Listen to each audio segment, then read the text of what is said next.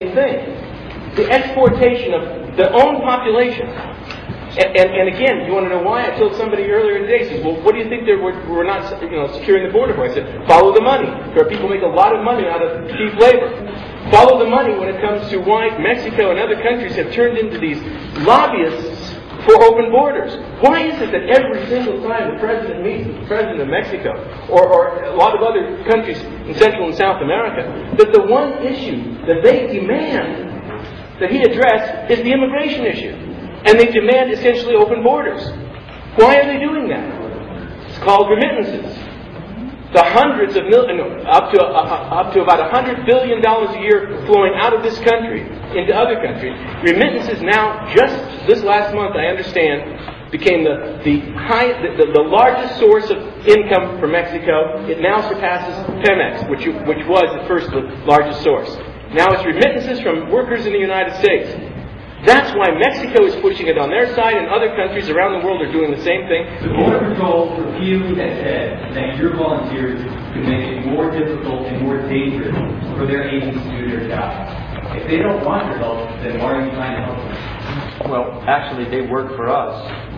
And again, if citizens sitting in lawn chairs are going to get in their way, then I suggest they change their tactics.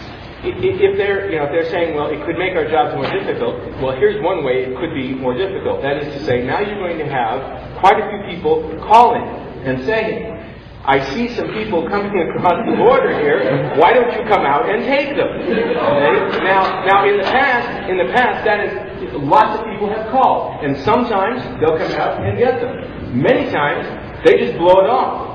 And so it could be more difficult, that's true, if they have to answer all these calls, and if they don't, somebody's documenting it. So you're right, it may be more difficult. It's okay. So you've been privy to intelligence reports regarding terrorism. I mean, what kind of a threat do you really see as far as the way the border is set up currently? Some of these coyotes will charge up to $50,000 for some of the people they're bringing in from the Middle East. Now, I got to ask you to think about this. Who do you know that would pay $50,000 to be smuggled into the United States in order to work at the 7-Eleven? I just don't think anybody was really doing that. There's other reasons why you're doing it, or somebody's paying for you. It's a very scary situation. That's why I say this issue is not just jobs.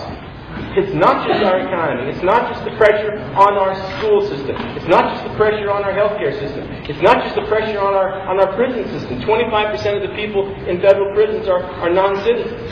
It's not just those things. It is, in fact, a national security imperative that we secure our borders. It's crazy not to. Chris, just to clarify the statement on the leaflet here, about the demonstrators.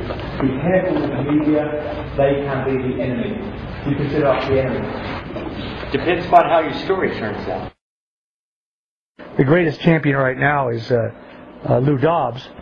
The media just won't touch it. And if they do, they'll usually lie about it. They lie about us. So they don't want this movement to gain any traction. The media is complicit with our government in covering this up. The media doesn't put on the front page of the papers about American citizens having to shoot at drug dealers coming across his border, and then having a group of them come back and shoot his house to pieces and burn his trailer. Those are the stories that should be on the front pages of the newspaper.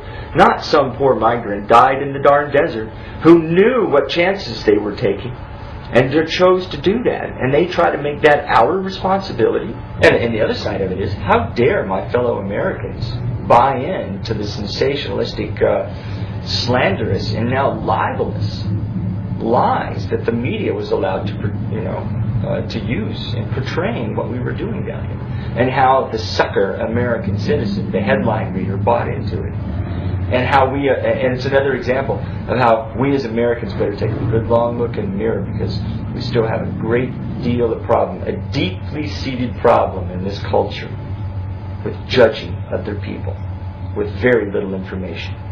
Who are you to sit around in your glass house and throw stones and judge? Ye who says, oh yes, it's a horrible problem, but also is so fearful of your other fellow American for being judged that you will cower in your own home and won't do anything about it. Political correctness is another component of surveillance mentality in this country. Everybody is cowed, they're intimidated, and they're herded like cows. And instead of a cattle prod, they use words. And these people are masters at using these words in the propaganda. You don't make anything better by adding 30 million Mexicans to it, do you? No American would agree with that. And yet no American would stand up in public and say it. And that's a symbol that we're not free. We may be a lot of things, but we're not free. When people are afraid to speak the obvious, you're not free. They reach out with that one word and say, you're a racist, and any American who hears that word will lie down his arms, open up his wallet, and empty it to anyone who says that, because that's what they do. All I have to do is walk up to an American and say, you're a racist. He reaches into his pocket, he gives me all of his money, and he lies prone on the ground waiting for any punishment that I am willing to mete out to him.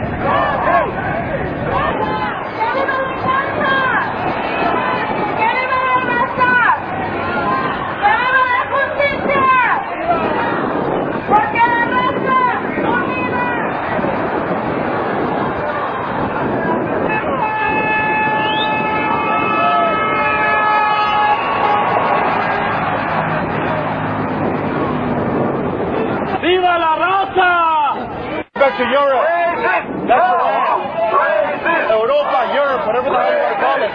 That's your land.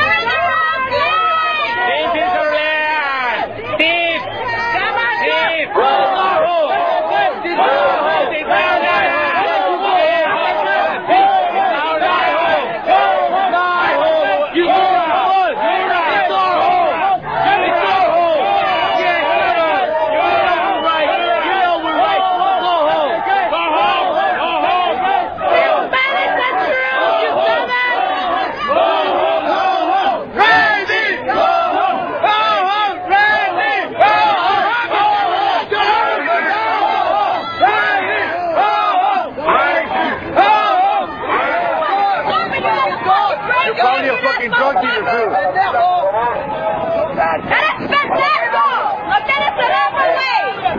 You know what, we're standing up for our country, and we're just saying, you know what, this is the United States of America, we love it, and if people want to tell us that this is not the United States of America, but it's really Otzitlan, or whatever, however that is pronounced,